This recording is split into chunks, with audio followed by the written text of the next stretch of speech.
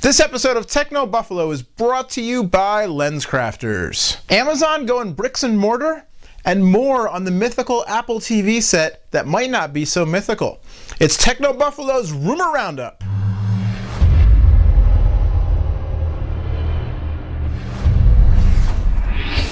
Hey, what is going on, everybody, and welcome to Rumor Roundup. Round 'em up, woohoo! It's Techno Buffalo on Revision 3.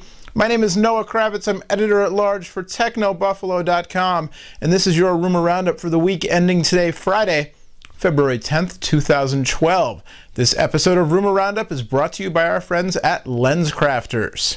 Could Amazon actually be thinking about doing the unthinkable and opening up brick-and-mortar retail stores? Possibly, if you believe the rumors. A rumor earlier this week from a site called Good E-Reader says that Amazon is considering doing a pilot of brick-and-mortar retail locations in their hometown of Seattle, Washington. Now, this wouldn't be the first time that Amazon tried some kind of wacky pilot in the Seattle area. They tried Amazon Fresh a while back, which was sort of a grocery delivery program. They've done a few other things that didn't last. So it could be that they're going to open up a boutique shop or even, a pop-up store, that kind of thing.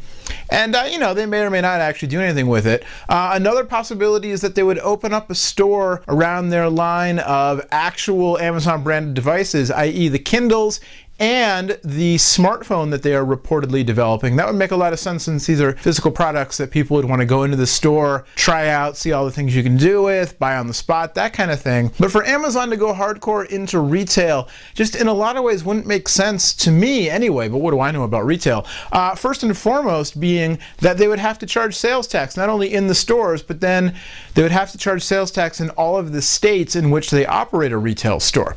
And Amazon has long fought hard to maintain the so-called Amazon rule, where they do not have to charge sales tax in a majority of the states in the United States that they ship to, which is one of the reasons that they're so popular, because you can buy things cheap, you can get them delivered, and you don't have to pay tax. We'll follow the story for sure, along with the aforementioned rumors about an Amazon smartphone possibly powered by Android in the coming months. Speaking of glasses, not that anybody was, now let's pause for a word from our friends at LensCrafters. So here we are at LensCrafters learning about their AccuFit system. Let's go and check it out. Did you know that you can take the same eyewear prescription to a different vision care professional and actually see differently? The placement of prescription is placed in your frames, which should be a custom fit to your face. It's also important to seeing your best. Well, now you're a movie star because you're on camera. With this in mind, LensCrafters has designed and launched AccuFit technology, an exclusive, state-of-the-art digital measurement system that delivers the best possible placement of your eyewear prescription within your glasses frames. AccuFit technology precisely measures the relationship between your eyes, face, and frame to more accurately place your prescription in your eyeglasses frame, and has been proven to be 5 times more precise than manual measurements. I'm pretty excited to get new frames. I'll tell you one thing I'm also learning. I got very bushy eyebrows. More precise optical measurements result in clearer, crisper vision. And I know it looks silly, but it's going to be great. Go to lenscrafters.com/AccuFit to learn more and find your nearest LensCrafters store to experience AccuFit.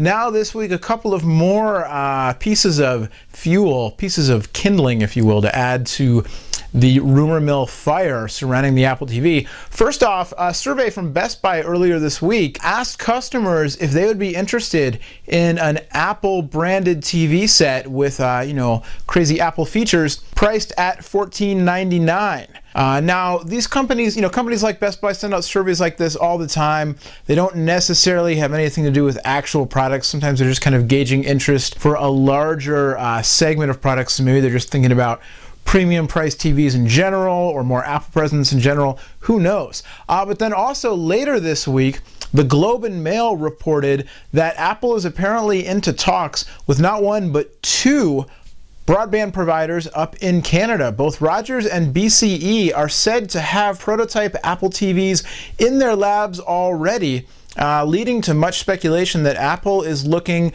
to launch the TV not as a standalone product, but in partnership with not only content studios like they already do with the iTunes store, but with broadband providers. What this might mean, I mean, who knows? That's why it's a rumor show. But of all the Apple TV coverage and hypothesizing that I've read, The one bit that stuck out to me the most was this idea that, you know, if Apple was really going to, you know, revolutionize the TV industry and the way we, you know, what a TV set means, they could use Siri and they could use the whole notion of on-demand programming. So, you know, Apple or iTunes Store style stuff, as opposed to, you know, there's a broadcast network and you watch Cheers at, you know, Cosby Show at 8 and Family Ties at 8:30 and Cheers at 9 and Night Court at 9:30 on Thursdays. That instead of using voice control, using Siri to do things like other voice controlled TV sets do, like, you know, Siri, volume up. Siri, go to channel 592. Instead of that kind of stuff, you could just say, I want to watch The Simpsons.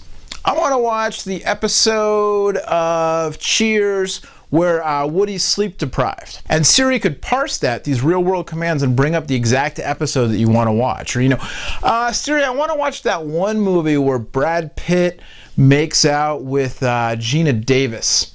And then Siri would pull up Thelma and Louise. Or is that the right movie? You know what I mean. Mobile World Congress in Barcelona coming up in just a couple of weeks.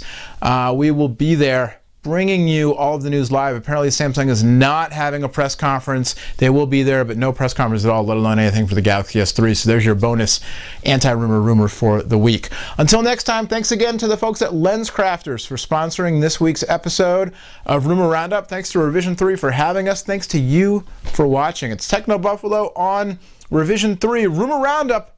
Should I say it again? Nah, I won't. My name's Noah Kravitz. We'll see you next time. Woohoo!